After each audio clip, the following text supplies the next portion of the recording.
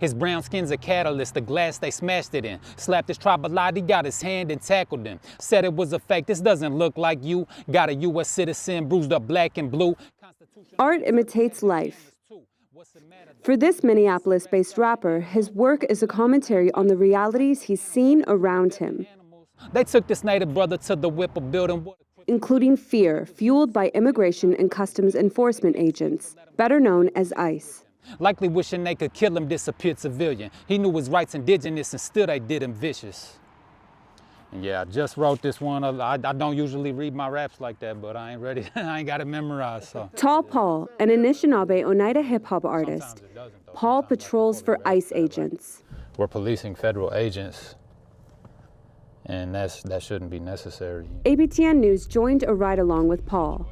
As a father, Paul is concerned for ICE's impacts on youth. His patrols focus on protecting school zones. It's really just being a presence at those time frames when students are coming and going. They're young souls, they're powerless little human beings that need us to protect them. Multiple Native Americans have been detained by ICE agents across the country. Paul puts himself at risk of violent interactions and detainment. It's normal and okay to be vulnerable and to, feel any kind of fear.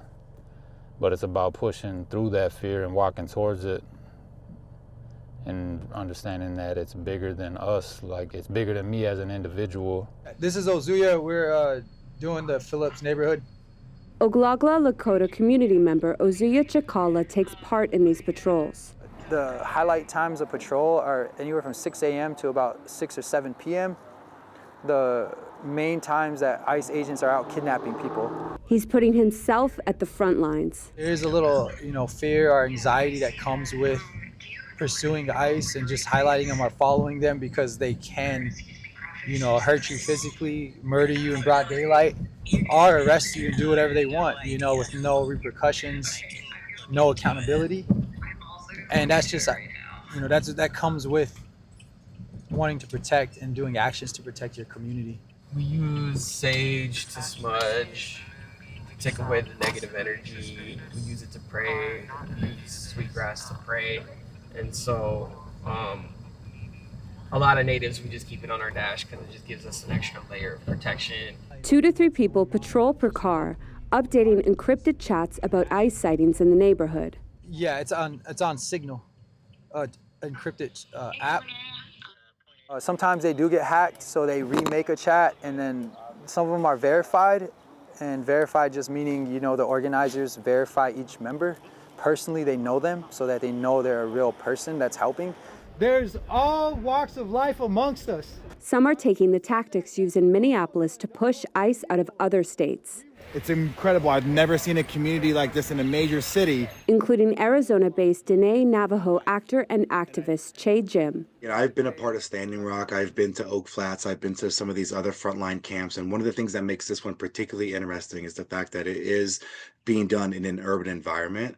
And it's really the true mobilization of an entire city. Hey everybody, Che here. I am at the Whipple Detention Center here in Minneapolis, Minnesota. Jim uses his large online following to share resources on how to mobilize against ICE.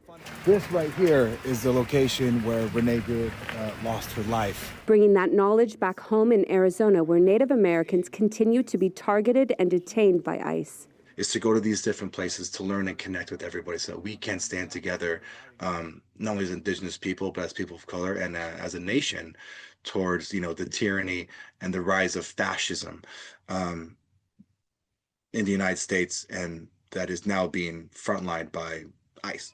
An influx of agents came to Minneapolis in December under a directive called Operation Metro Surge. According to White House border czar Tom Homan, the operation is coming to an end. I don't want anybody to be under the impression that the end of this operation means that ICE is leaving, because they're not. They've always been here. Despite a reduction in agents in the Twin Cities, up to 1,000 ICE patrols looking out for agents continued circulating in Minneapolis this past Monday.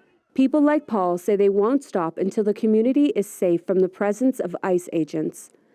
Savannah Craig, APTN National News, Minneapolis, Minnesota.